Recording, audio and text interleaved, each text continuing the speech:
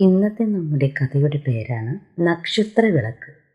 ഇന്നത്തെ തലമുറയ്ക്ക് തീരെ പരിചിതമല്ലാത്ത ഒരു ക്രിസ്മസ് കാലവും ആ കാലഘട്ടത്തിലെ ഒരു ബാല്യത്തിൻ്റെ മനസ്സിലൂടെ കടന്നു പോകുന്ന ചിന്തകളുമാണ് ഈ കഥയിൽ. അപ്പൻ വരുന്നതും കാത്ത് സണ്ണി മുറ്റത്തെ മാഞ്ചുവട്ടിൽ തന്നെ നിന്നു. ഇവിടെ നിന്നാൽ അങ്ങകലെ റോഡ് വരെ കാണാം.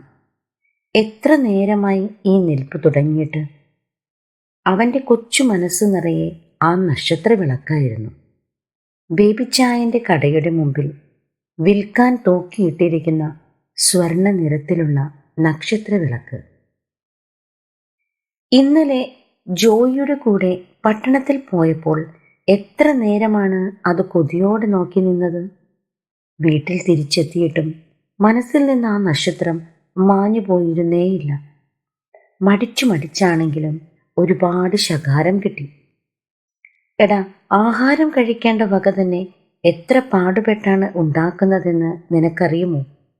ബസ് സ്റ്റാൻഡിൽ വല്ലവൻ്റെയും ചുമടും പേറി മുതുകൊടിയാറായി. അപ്പോഴാ അവൻ്റെ ഞാനൊന്നും പറയുന്നില്ല. അപ്പൻ്റെ വാക്കുകൾ മനസ്സിലെ ആഗ്രഹത്തെ കീറി മുറിച്ചു കളഞ്ഞു. കണ്ണുകൾ നിറഞ്ഞു. ഏങ്ങലടി നിയന്ത്രിക്കാൻ തന്നെ പാടുപെട്ടു. അമ്മച്ചിയാണ് സഹായത്തിനെത്തിയത്. അതിന് നിങ്ങളെന്തിനാ അവനെ ശകാരിക്കുന്നത്? അയൽവക്കത്തെ പിള്ളേര് വാങ്ങിക്കൊണ്ടു വരുന്നത് കണ്ട് അവനും ആശിച്ചുപോയി. അവൻ കുഞ്ഞല്ലേ, ക്രിസ്തുമസിനൊരു നക്ഷത്രം തൂക്കാൻ അവനും ആഗ്രഹം കാണില്ലേ? അമ്മച്ചിയുടെ പ്രയോഗം ശരിക്കും ഫലിച്ചു. അപ്പൻ പുഞ്ചിരിച്ചു. മോനെ സണ്ണി, നാളെ വൈകുന്നേരം വരുമ്പോൾ അപ്പൻ കാശു തരാം, പോരെ? അത് കേട്ടപ്പോൾ ലോകം സ്വന്തമാക്കിയ സന്തോഷമായിരുന്നു. പിന്നെ ഈ നേരം വരെ സ്വപ്നങ്ങളുമായി കാത്തിരിക്കുകയായിരുന്നു. അയ്യോ, അപ്പൻ എവിടെ പോയി?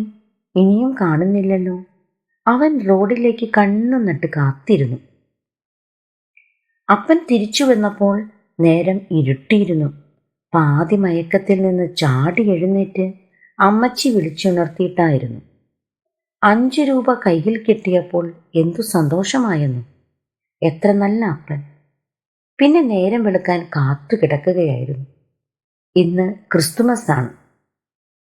വൈകിയാണെങ്കിലും ജോയിയുടെ വീട്ടിലും തൂക്കിയതുപോലുള്ള ഒരു നക്ഷത്രവിളക്ക് തൻ്റെ വീട്ടുമുറ്റത്ത് മിന്നിത്തെളിയുന്ന ചിത്രം അവൻ മനസ്സിൽ കണ്ടു.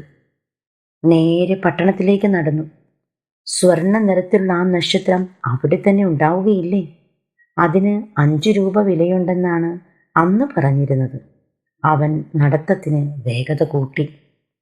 പഞ്ചായത്ത് ഓഫീസും കഴിഞ്ഞ് 2 അടി നടന്നതേയുള്ളൂ.